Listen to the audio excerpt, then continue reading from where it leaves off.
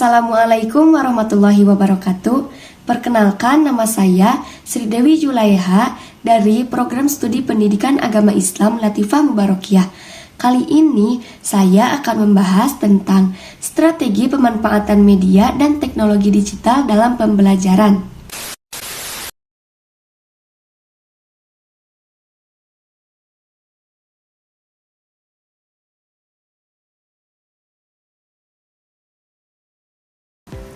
Media pembelajaran adalah segala alat atau sarana yang digunakan untuk menyampaikan materi agar lebih mudah dipahami peserta didik.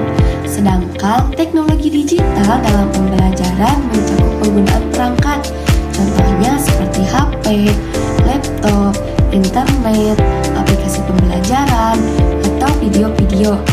Jadi, media dan teknologi digital berfungsi sebagai jembatan antara guru dan peserta didik agar proses belajar lebih menarik dan relevan dengan zaman. Menurut kalian, mengapa media dan teknologi digital penting digunakan dalam pembelajaran saat ini?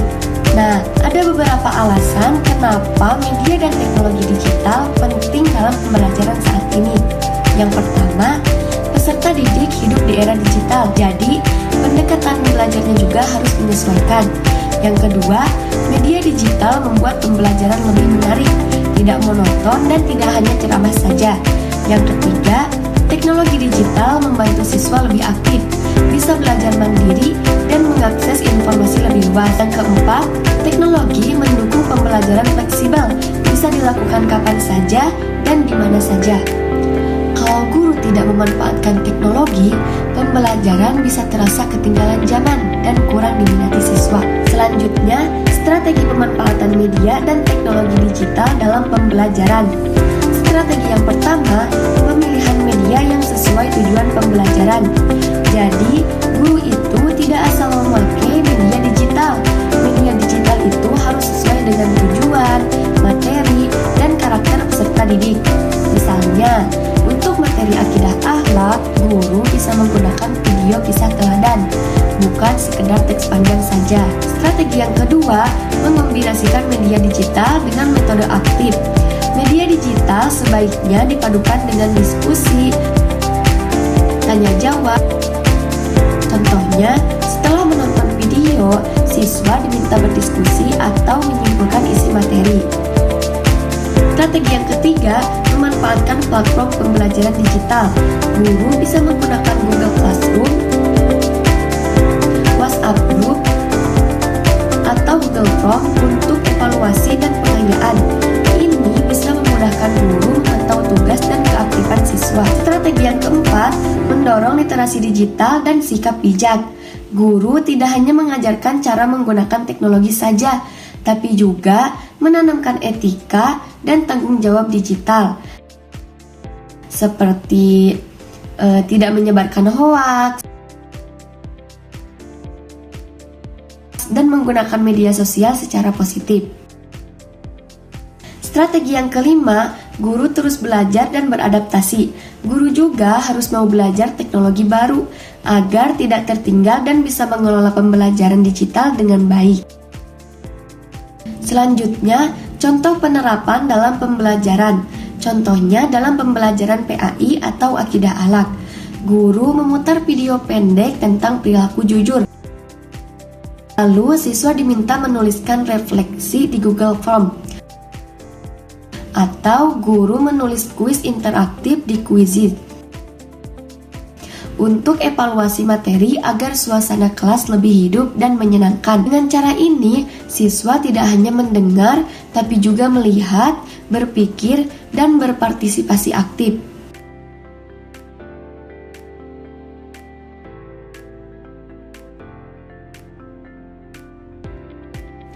Selanjutnya, tantangan dan solusi.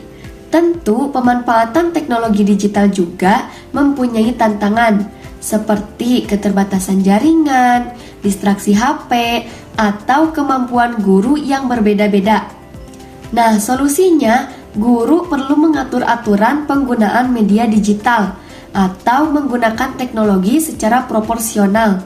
Atau bisa juga guru memilih media yang sederhana tapi efektif. Intinya, teknologi adalah alat bantu, bukan tujuan utama. Tujuan dibuatnya video ini adalah untuk memberikan pemahaman kepada kita semua tentang pentingnya pemanfaatan media dan teknologi digital dalam pembelajaran. Melalui video ini, diharapkan kita mampu mengetahui strategi yang tepat dalam menggunakan media digital, sehingga proses pembelajaran menjadi lebih menarik, efektif, dan sesuai dengan perkembangan zaman, tanpa meninggalkan nilai-nilai pendidikan. Nah, sebelum video ini aku akhiri, ada tugas mini nih buat teman-teman. Coba kalian tulis satu media atau teknologi digital yang sering kalian gunakan dalam pembelajaran. Misalnya, Google Classroom, WhatsApp, YouTube, atau aplikasi lainnya. Lalu, jelaskan secara singkat bagaimana media tersebut bisa dimanfaatkan dalam pembelajaran.